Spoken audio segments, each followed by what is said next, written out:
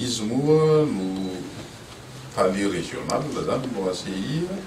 ao Nairobi izy fa izy no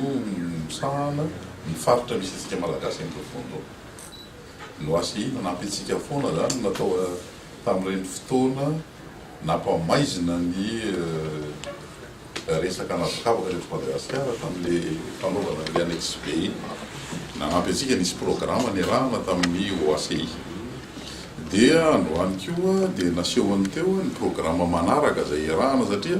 fantatsika no ACI amin'izao fotoana izao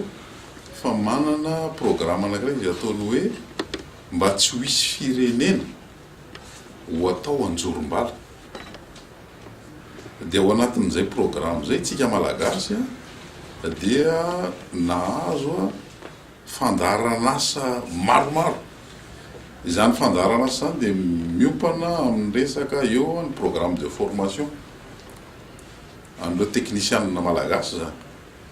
ao anatiny eo koa ny programme mikasika ny anaovana ny certification ny aéroport eto Madagasikara mba ampiakarana zany ny niveau zany certification zany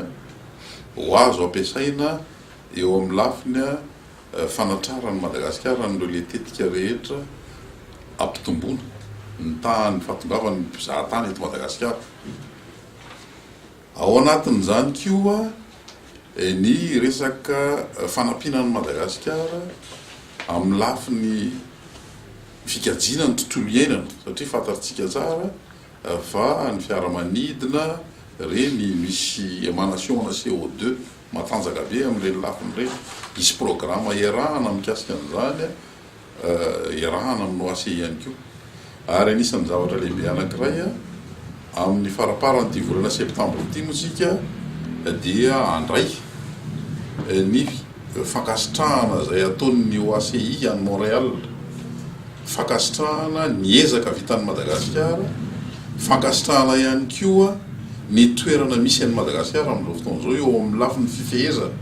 ny sécurité sy ny sûreté amin'ny resaka famovoizana anabakabaka io le antsoina hoe certificat du président de l'OACI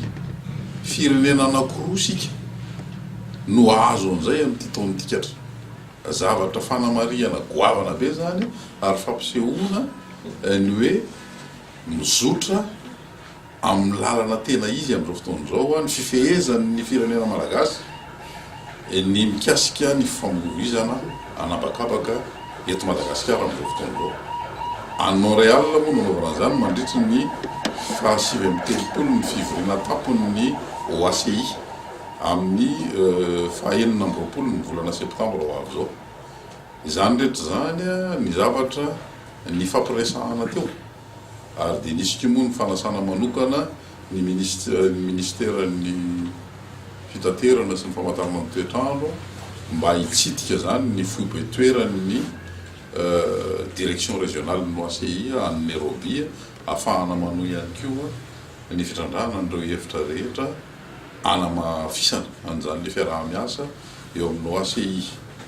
izay solotenan'ny direction régionale aty amin'ny faritra misy antsika aty zany sy i Madagasikara.